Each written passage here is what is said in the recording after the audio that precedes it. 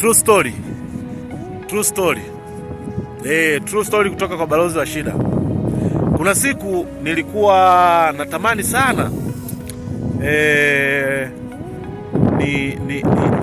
niingie kwenye ofisi fulani hivi. Hiyo ofisi ambayo anafanya kazi rafiki yangu. Sasa ile tukiingia kwenye ile ofisi walikuwa wanatoa ilikuwa ni seminar. Ukiingia ukifanikiwa kuingia pale, ukimaliza ile seminar walikuwa wanatoa shilingi 50,000. Na seminar ilikuwa siku 5. Ambapo kwa siku 5 ni shilingi 250,000. Sasa kuna kipindi fulani hivi nilikuwa na shida na hela. Sasa nikamtembelea rafiki yangu ambaye anafanya kazi kwenye hiyo ofisi. Nikakuta ndo anajiandaa kwenda kwenye hiyo seminar. Yeye hakutaka kuniambia nimsindikize, alikuwa anataka, yani alikuwa hataki yani nikikaa kidogo tukipiga story, yani ile mtu yani kama hataki kukaa na wewe kuendelea kukaa, ila hataki kuongea kinachomfanya asikae na wewe, ila yeye alichokuwa anataka niage niondoke. Na mimi siku hiyo nilikuwa nimetegemea hivi kwamba nifike kwa mshikaji wangu apike msosi ile nitembee. Nilikuwa vibaya mfukoni. Sasa jamaa alikuwa na roho mbaya, sababu kwenye ile seminar mtu yoyote anaruhusiwa kuingia, kwa sababu hawakagui kwamba ni wafanyakazi. Mtu yoyote anaingia, ila ni wafanyakazi. Hata ikitokea mtu wa nje ameingia hakuna ubaya. Sasa mshikaji alikuwa hataki mimi niingie niende naye, basi kajichelewesha pale. Sasa ile kuniambia niondoke anashindwa, muda wenyewe ndo unaenda, zikabaki kama dakika 5 ili afike maeneo hayo aende. Basi zilivyobaki dakika 5 jamaa kaniambia kuna sehemu na wai.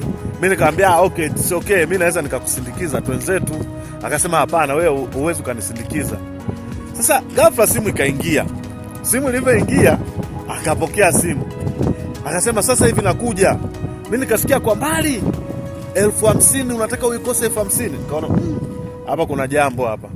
Nikamwambia mwanangu nikajifanya kama nimemwaga hivi, nataka niondoke. Nikamwambia mwanangu mimi nasepa. Kumbe nazunguka kwa nyuma ili nimfuate nyuma na mimi niende nikafanyaje?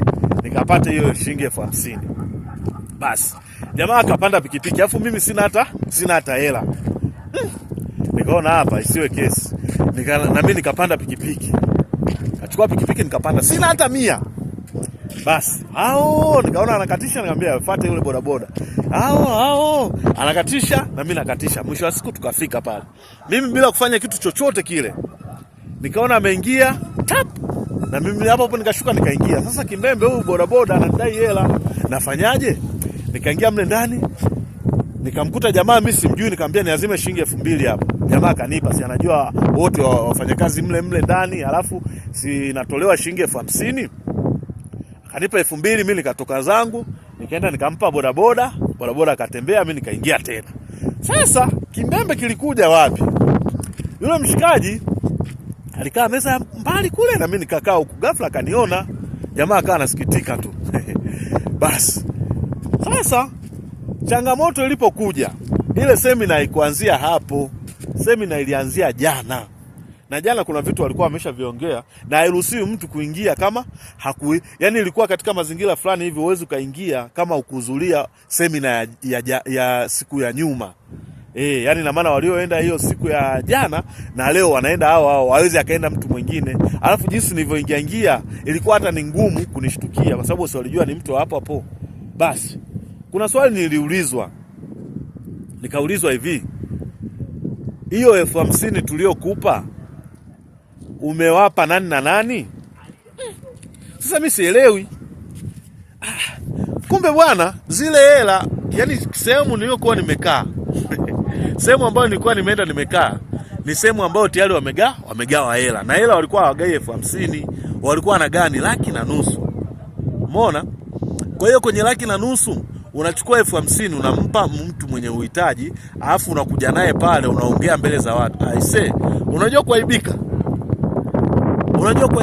Watu kila mtu ananiangalia. Nikasema sasa hapa, mbona leo balozi wa shida anaibika leo? Wakaulia tena swali. ile hela tuliyokupa zile 50,000 umempa nani na nani?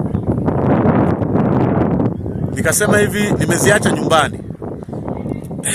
Kwa nini wasinipe askari wa kwenda naye nyumbani ili nikazichukue? Kilichoendelea huko mtajuana, story imeishia hapo, lakini walinipa askari nikaenda naye kule. Waaskari hawaelewi. Hawaelewi mwanangu. Ile siku siji kuisahau. Story ilishia hapo bwana. Nitaendelea sehemu ya pili, kilichoendelea ilikuwaje.